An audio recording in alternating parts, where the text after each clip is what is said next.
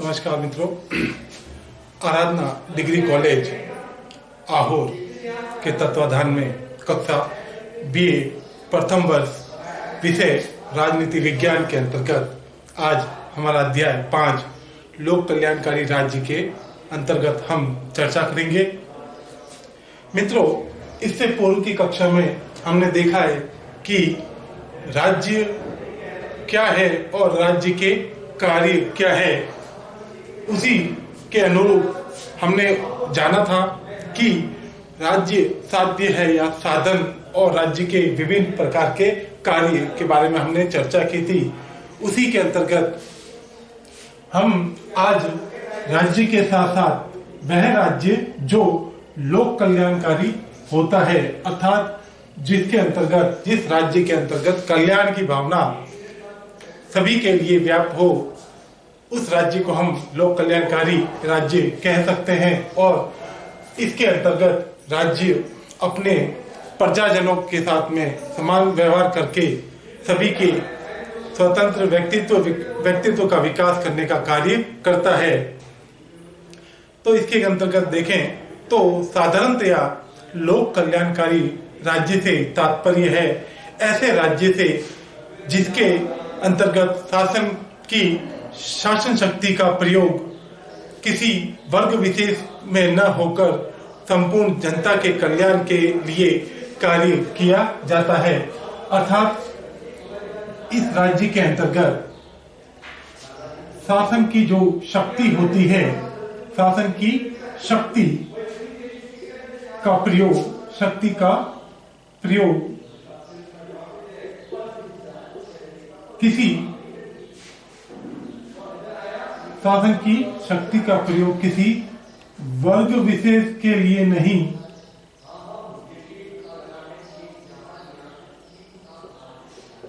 किसी वर्ग विशेष के लिए नहीं, अपितु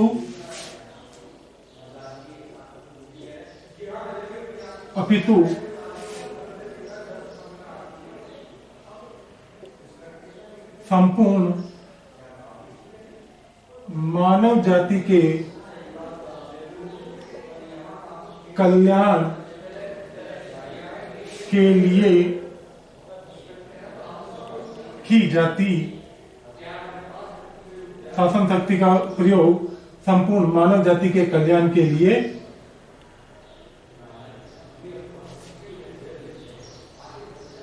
की जाती है, मानव जाति के कल्याण के लिए की जाती है। अर्थात इसमें किसी वर्ग विशेष या समुदाय विशेष के लिए शक्ति का प्रयोग नहीं किया जाता, और राज्य का ये कर्तव्य बन जाता है कि वह सभी को समान मानकर सभी के व्यक्तित्व के लिए, सभी के स्वतंत्र व्यक्तित्व के विकास के लिए कार्य करे। और प्राचीन काल में राम राज्य के समय भी इस प्रकार की विचारधाराएं विद्यमान थी, जिसके अंतर्गत संपूर्ण प्रजा का व्यक्तित्व विकास राजा के द्वारा किया जाता था, और राजा के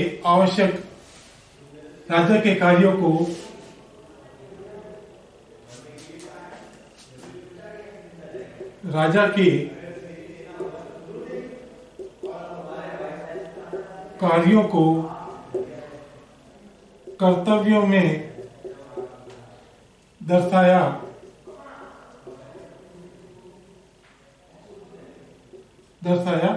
जाता था। राजा के जो कार्य थे उन्हें कर्तव्यों में दर्शाया जाता था, और इस प्रकार की जो विचारधारा थी उसका समर्थन प्लेटो और अरस्तु के माध्यम से भी किया गया। और साधारण रूप से देखें तो वर्तमान समय में या आधुनिक दौर में जो लोक कल्याणकारी राज्य है या विचारधारा है, उसका वह अस्तित्व वर्तमान की परिस्थितियों के अनुरूप ही है। और यह विचारधारा आई है व्यक्तिवादी विचारधारा के बाद। लोक कल्याणकारी राज्य की जो विचारधारा आई है वह व्यक्तिवादी विचारधारा के विरोध की प्रतिक्रिया के स्वरूप आई है। यह विचारधारा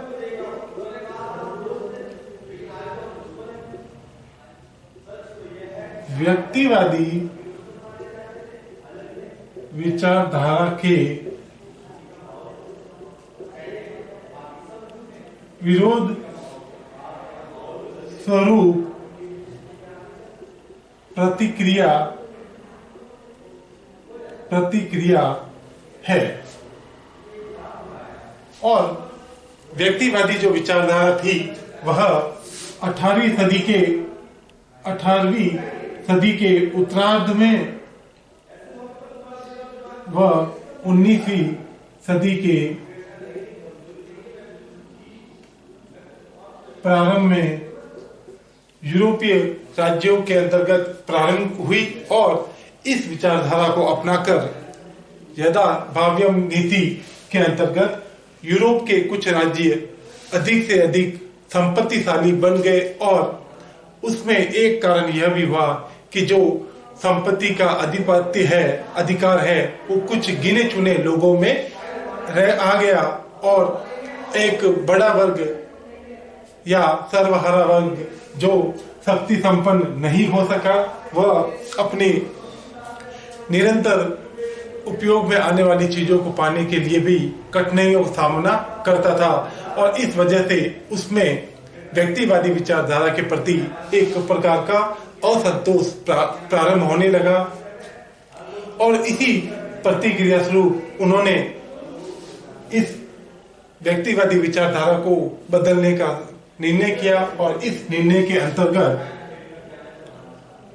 1848 में सर्वप्रथम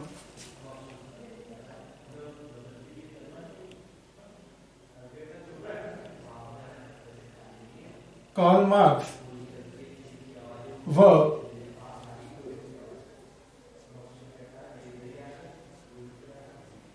एंजिल्स के द्वारा साम्यवादी एक घोषणा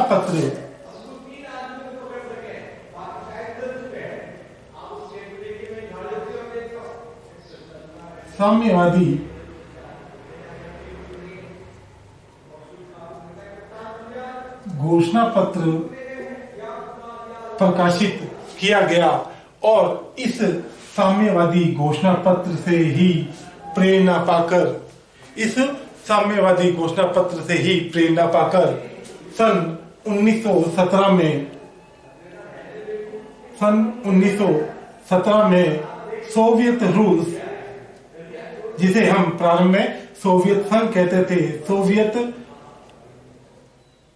संघ कह लो या सोवियत रूस के अंदर एक सफल क्रांति हुई और इस क्रांति के माध्यम से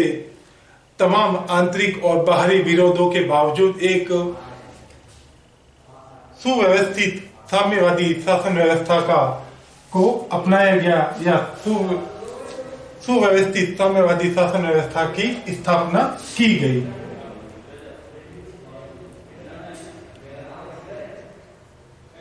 सुव्यवस्थित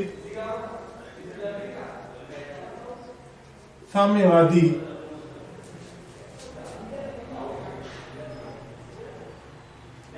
शासन की स्थापना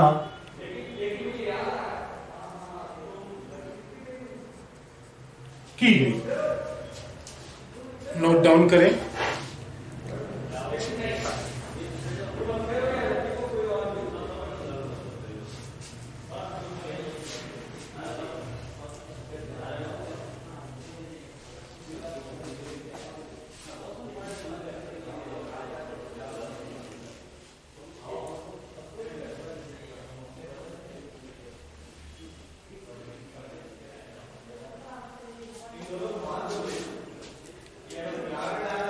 इसी साम्यवादी विचारधारा के अंतर्गत लोगों ने सर्वहारा वर्ग के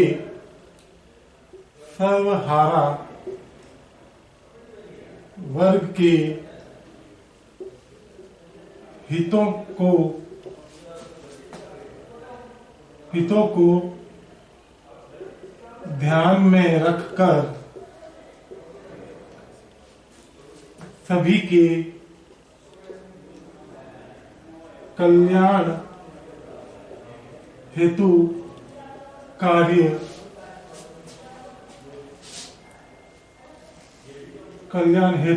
कार्यों को प्रमुखता प्रदान की और वर्तमान में लोक कल्याणकारी राज्य के अंतर्गत कुछ परिभाषाएं दी गई हैं, जिन परिभाषाओं में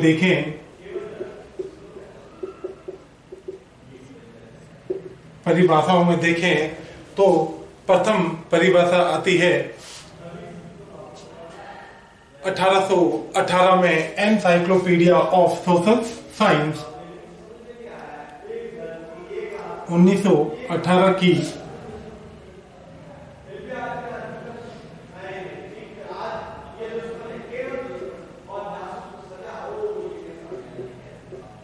एनसाइक्लोपीडिया ऑफ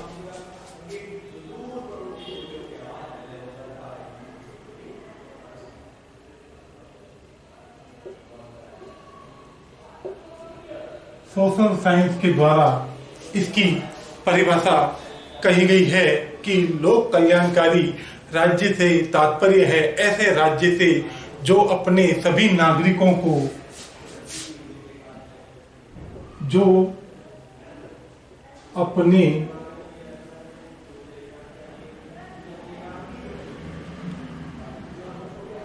वह राज्य जो अपने सभी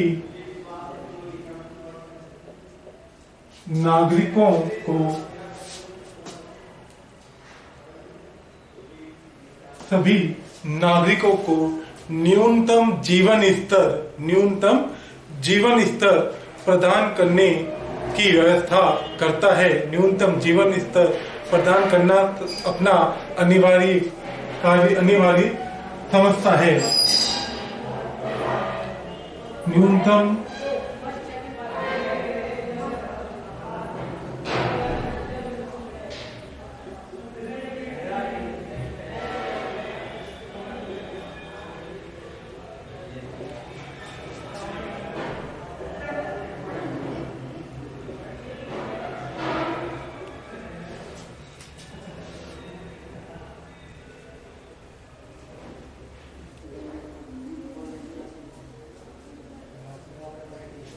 अर्थात वह राज्य जो अपने नागरिकों को न्यूनतम जीवन स्तर प्रदान करता है अथवा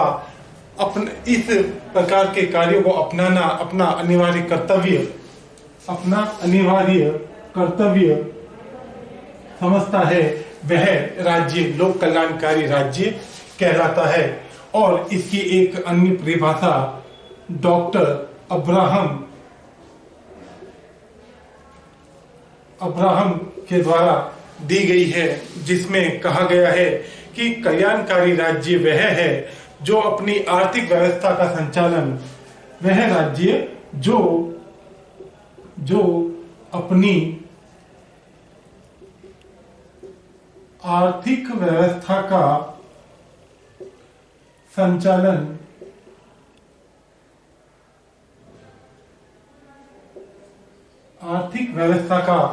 संचालन आय के अधिकाधिक समान वितरण, यानी कि जो आय होती है लोगों की अपनी पारिश्रमिक द्वारा जो आय अर्जित की जाती है, अपने आर्थिक व्यवस्था के संचालन में आय के अधिक से अधिकाधिक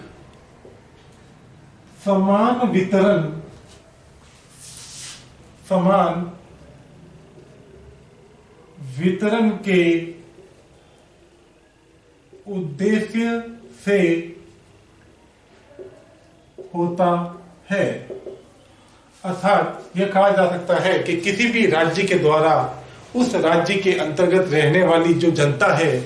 उनमें आय का इतना अधिक अंतर नहीं होना चाहिए कि धनी व्यक्ति, धनवान व्यक्ति और ज्यादा धनवान हो जाए और गरीब व्यक्ति का स्तर और भी ज्यादा नीचे गिर जाए। उनके मध्य आय का इस प्रकार से वितरण किया जाना चाहिए कि उन्हें अपनी जीवन के लिए जो आवश्यक वस्तुएं हैं वो उन्हें आसानी से प्राप्त हो सके। नोट डाउन करें।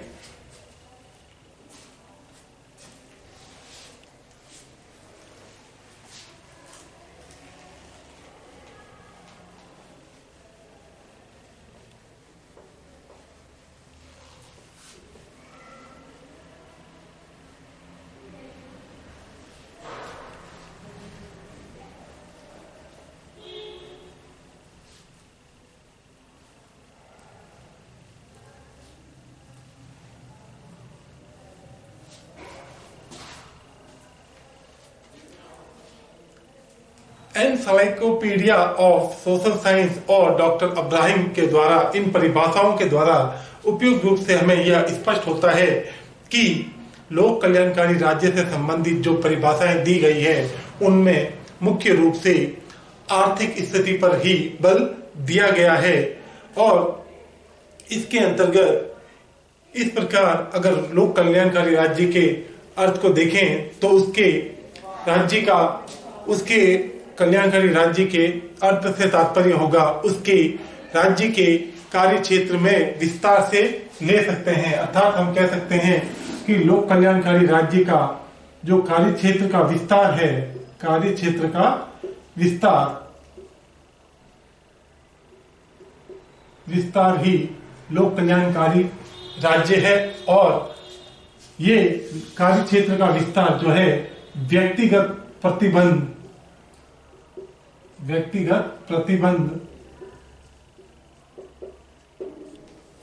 पर आधारित होता है, व्यक्तिगत प्रतिबंधों पर आधारित होता है। इसमें व्यक्तियों पर या लोगों पर अधिक से अधिक प्रतिबंध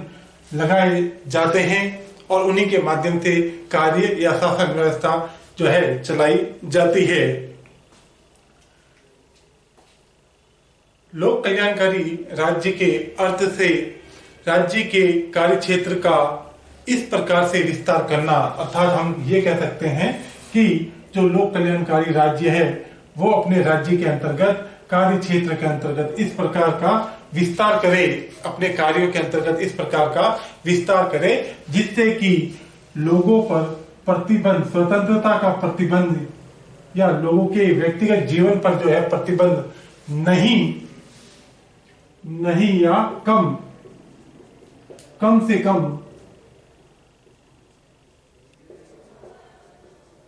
कम प्रतिबंध लगे। प्रतिबंध जो है नहीं के बराबर या कम से कम प्रतिबंध लगे जिससे कि वे अपना व्यक्तित्व विकास और स्वतंत्रता को आसानी से ही प्राप्त कर सकें। अब इसके लक्षणों की बात करें, लोक कल्याणकारी राज्य के लक्षणों की बात करें तो इसके लक्षणों में प्रमुख रूप से पहला लक्षण आता है आर्थिक सुरक्षा संबंधी व्यवस्था। लोक कल्याणकारी राज्य की आर्थिक सुरक्षा संबंधी व्यवस्था।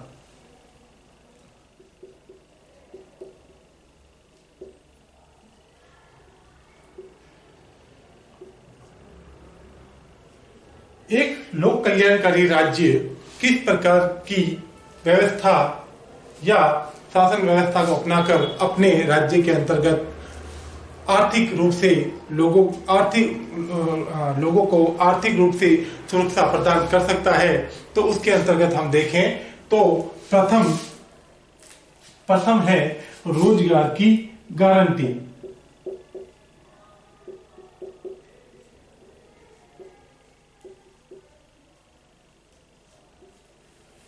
इसके अंतर्गत प्रत्येक राज्य जिसके अंतर्गत रहने वाली जनता जो शारीरिक और मानसिक रूप से स्वस्थ है और कार्य करने में सक्षम है, उन्हें आवश्यक रूप से रोजगार उपलब्ध करवाया जाए और वे व्यक्ति जिन्हें रोजगार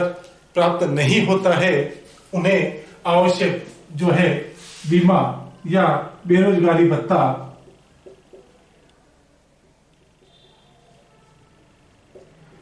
बेरोजगारी भत्ता मुहैया करवाए, जिससे कि सभी लोगों के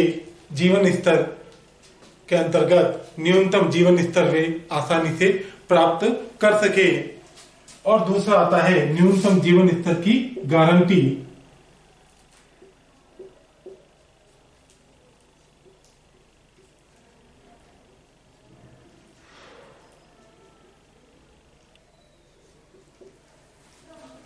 न्यूनतम जीवन स्तर की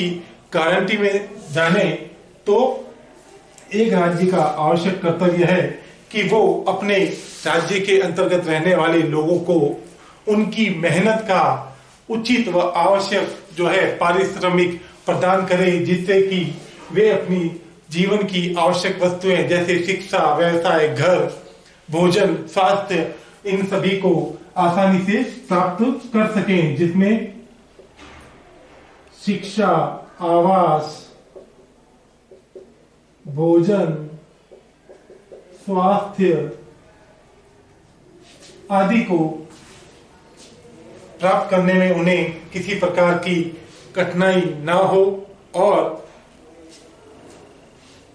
अधिकतम समानता की अवधारणा या अधिकतम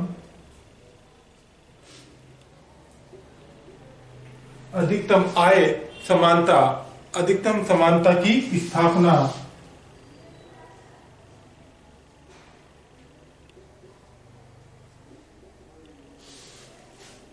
लोगों में अधिकतम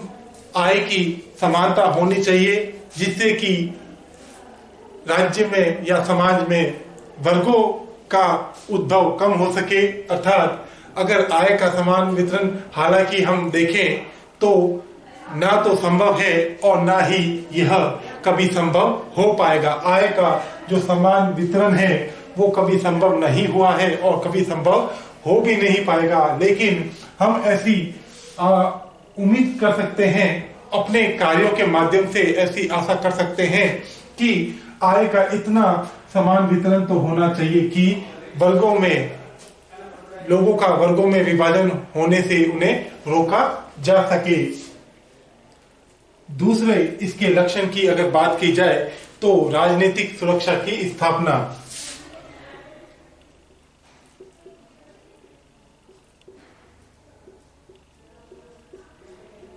राजनीतिक सुरक्षा की स्थापना में देखें तो लोकतांत्रिक शासन व्यवस्था,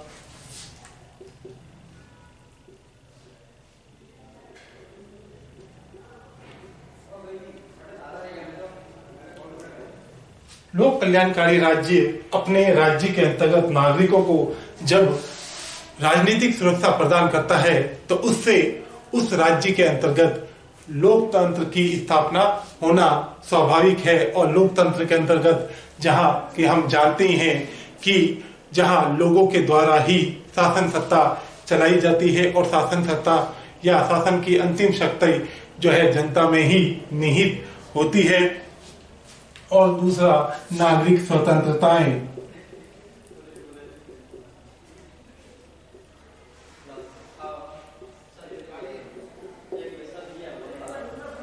राजनीतिक सुरक्षा के अंतर्गत प्रत्येक राज्य अपने लोगों को नागरिक सुरक्षा प्रदान करता है, जिसमें उन्हें जीवन की स्वतंत्रता, कार्य की समानता जैसे अधिकारों से प्रभाव दिया जाता है और साथ ही उन्हें अन्य कार्यों के संबंध में अपना स्थान दिया जाता है।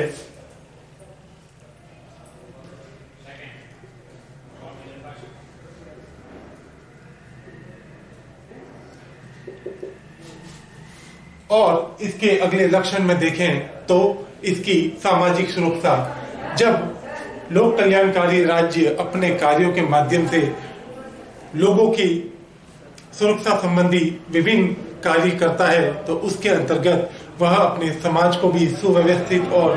शासन में उसका प्रयोग निश्चित रूप से करता है, जिससे कि वह राज्य जो है सामाजिक रूप से सभ्य और सुशील समाज कहलाता है। और इसके अगले राज्य के कार्य क्षेत्र में वृद्धि।